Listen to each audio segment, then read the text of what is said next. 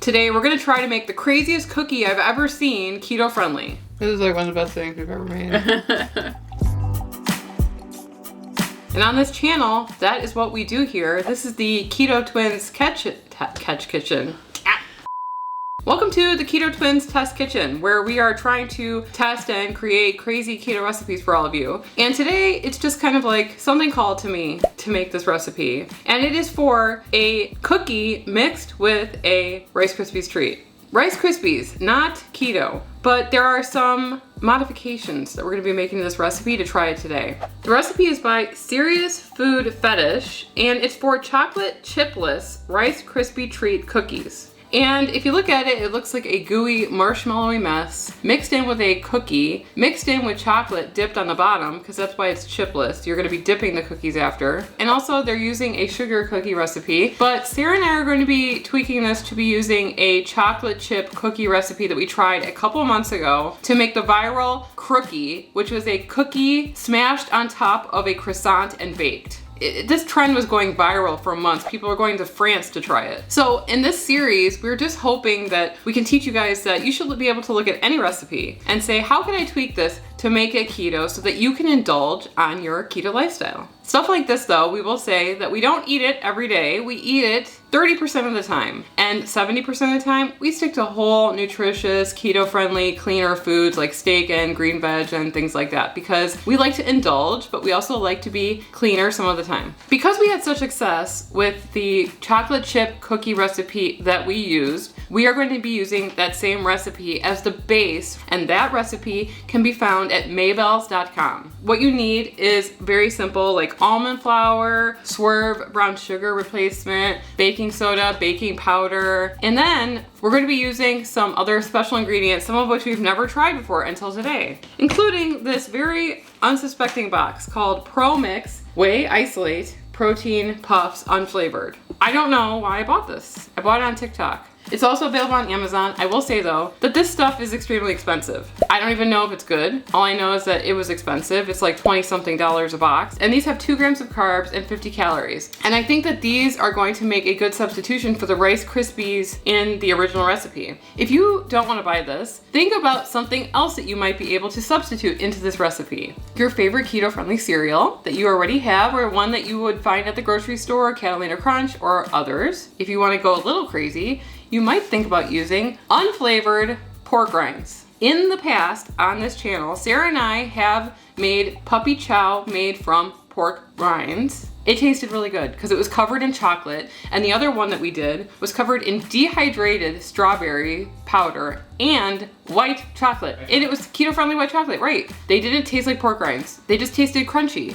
And that's what you're looking for when you want to add this element into these cookies, is a crunchy replacement for a Rice Krispies treat. You have to be willing to look outside of the box on this lifestyle. And that's what we try to do on this channel. This stuff, this whey protein puffs thing that we've never tried, I figured I'd open it now and show you guys what it is. Wow, this is really vacuum sealed tight, which makes me scared that I'm gonna spill it everywhere. I just almost cut my finger off. It's interesting. I've never seen this product before.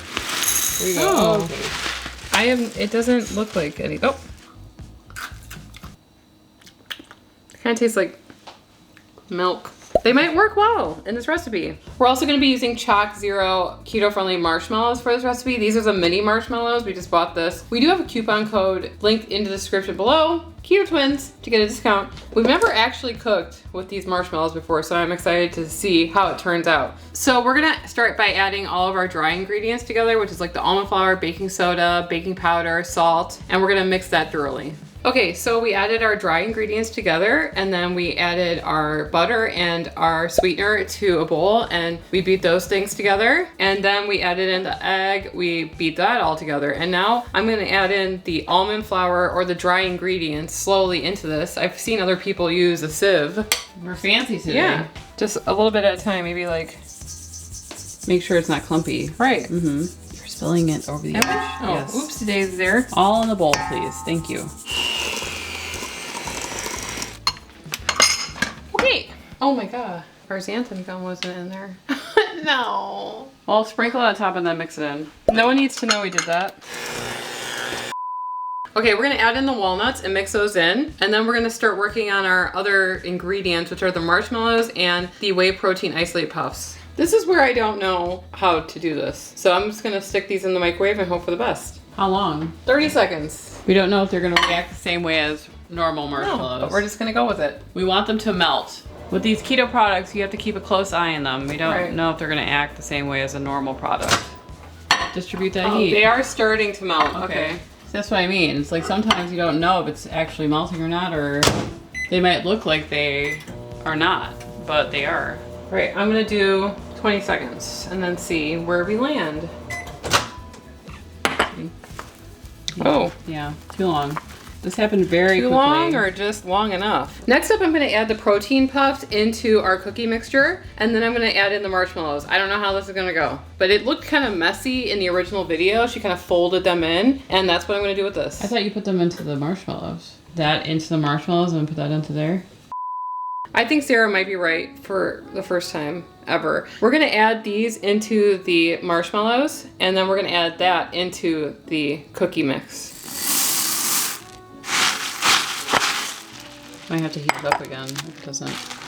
It's kind of like Rice Krispie treats. You have to move fast. So maybe you need to heat it up for a good, you know. Maybe I'll do it for 10 seconds. Yeah. 10 seconds. 5 seconds. 10. 5. 10. 5. She doesn't want to listen to me ever. So how long was that? 7 seconds. So in between. All right. Well, it is sticky. All right. Now this is where the magic happens, or the disaster. Haven't decided. Get in there. How does this work? I didn't watch the TikTok recently. She had better luck than you're having. Maybe you know how sometimes people like oil their hands and then worked. You probably need to oil your hands. Okay, we put some olive oil.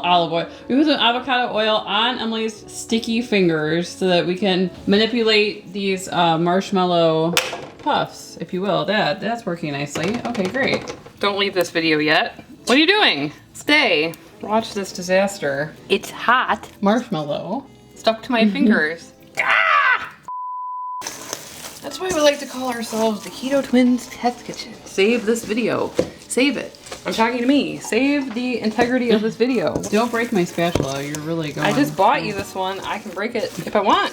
I'm talking Emily off the ledge. Because sometimes she'll just continue on. I'm like, we have to capture things on film. Okay, we have our ice cream scoop that's gonna make pretty big cookies. We have our oven preheated to 350 degrees. We have a silicone baking mat. Please. The thing is that there's hard pieces in here of that, but that's what a normal Rice Krispie treat would be like, right? Mm-hmm. So, you know Rice Krispie treats, they're crispy and they're hard and they form into a ball once the marshmallow solidifies. So that, I don't know why it would be any different than this, right? How many does this recipe I have no idea. I just went with it. Emily's losing it, I could tell. It's your idea. Anyway. I know, I need to stop coming up with ideas. So the recipe with the Rice Krispie treats says to bake it for 10. The Maybelle's recipe says to bake it for 9. But either way, you're gonna let these cool completely on a rack afterward. So we're gonna go for 9 minutes, and then we're gonna let them sit on here to cool, and then we're gonna move them to a rack. Please be something. Can I just check it? Sure, I might need to cook for a little bit longer. Ooh. Ah, thank you. Ah, I wasn't hopeful. Mmm. So they need to completely cool. We're gonna put the next couple in that we have. Feeling good. We got ourselves a recipe. Okay, here goes our 3 other random cookies. So this makes 10 huge cookies. They're very, very soft. So they're gonna take a while. We're gonna leave these out for a while to cool completely. But they're browning at the bottom. They smell amazing. Get away from there. No, that's not for doggies. We're gonna let these cool completely. They're still warm. There's one more step where this could all go terribly wrong, and that is to dip them into chocolate. We're gonna be using Choc Zero milk chocolate baking chips and a little bit of coconut oil. We're gonna melt that in a bowl, and then we're gonna dip the cookies in the chocolate, put them on a piece of parchment paper, and let them cool completely again. All right, we're gonna see if it's melted. Pretty good. Oopsie. It's looking nice and shiny. So Sarah and I are kind of divided on which way would be the best way to dip our cookies into the chocolate. Dipping them in the chocolate very carefully and then putting them on the silicone baking sheet would be easier. Sarah thinks that you should just put a dollop of the chocolate on the silicone baking mat and then stick the cookie on it. So maybe we'll do both ways to see which one works better. All right, here's our cookie. Weep. Nice coverage. This way, right? Yep. What else? What other way? I don't know. But let's try Sarah's more complicated way. I like how you're using the worst tool ever for this. You How, could what just other use a spoon like a normal person, but you're using a spatula. Thank you. This is my idea. Voila! What? What? What's wrong with that? I still think my way is better. We'll test it, don't worry. So I'm gonna put these in the freezer for like 5 minutes because I want that chocolate to harden. And then we're gonna take these cookies downstairs, go and try them. Yeah, it's not a good thing if you're on a cooking channel and you're surprised when it actually turns out to look edible.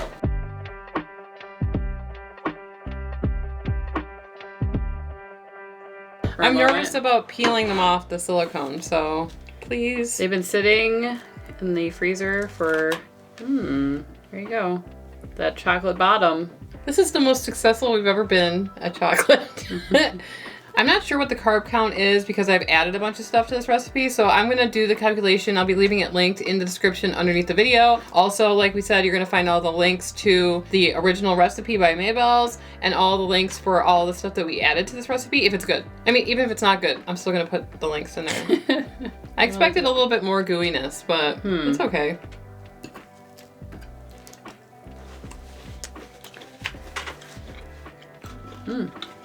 Crunchy. It's just a really great cookie recipe. Wow. Yeah, I know. It does taste like a Rice Krispies treat cookie. Yep. Mixed with a chocolate chip cookie. And the walnuts in there. Lovely. I'm glad that the little puffs actually held up in the oven. I was afraid maybe they would get not crunchy anymore.